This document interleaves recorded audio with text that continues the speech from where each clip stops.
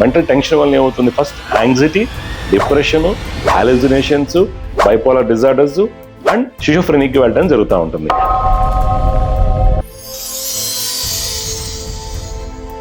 అయితే physical stress కారణాలు కొంతమందికి స్ట్రెంత్ ఉండడం జరుగుతుంది, కానీ జాతకరీత్యా ఫిజికల్ స్ట్రెస్ కారణం ఎవరవుతారు అంటే లగ్నాధిపతి శని యొక్క స్థితిగతులను బట్టి మనకి ఫిజికల్ స్ట్రెస్ కారణం అవుతుందని తెలుస్తుంది.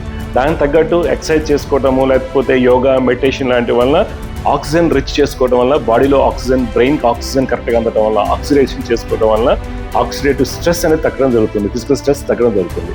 అదే మనం మెంటల్ టెన్షన్ తీసుకున్నట్టయితే మనకు కారకుడు చంద్రుడు. ఎవరి జాతకంలో అయితే మనకు కారకుడు చంద్రుడు బలహీనంగా ఉంటాడో, అంటే బలహీనంగా అంటే నీచ స్థితిలో ఉండటమా, జాతకరీత్యా 6, 8, 12 స్థానాల్లో ఉండటమా, 6, 8, 12 అధిపతులతో చంద్రుడు యుతి చెంది ఉండటం అంటే కలయిక ఉండటమా, అప్పుడు ఎక్కువగా మెంటల్ టెన్షన్ తీసుకోవడం జరుగుతుంది. మెంటల్ టెన్షన్ వల్ల ఏమవుతుంది? First anxiety, depression, hallucinations, bipolar disorders and schizophrenic వెళ్ళడం జరుగుతూ ఉంటుంది. అంటే మనం స్టార్టింగ్లోనే ఏ శాస్త్రం కూడా అండి, ఇప్పుడు ఏదైనా మీకు డిప్రెషన్ వచ్చిందనుకోండి, పిల్లలకి ఎవరికైనా డిప్రెషన్ వచ్చిందనుకోండి, మీకు డిప్రెషన్ వచ్చి చాలా సఫర్ అయిన తర్వాత డాక్టర్ దగ్గరికి వెళ్ళడం జరుగుతుంది. కానీ జాతకం ఏం చెప్తుందంటే మనకి రాబోయేటువంటి దశని బట్టి, రాబోయేటువంటి దశ చంద్రుడు బలహీనంగా ఉన్నారా, స్థితి ఎలా ఉంది, వారికి వచ్చేటువంటి మానసిక రుగ్మతలు ఎలాంటి రావచ్చు అనేది మనకి జ్యోతిర్వైద్యం సూచిస్తుంది.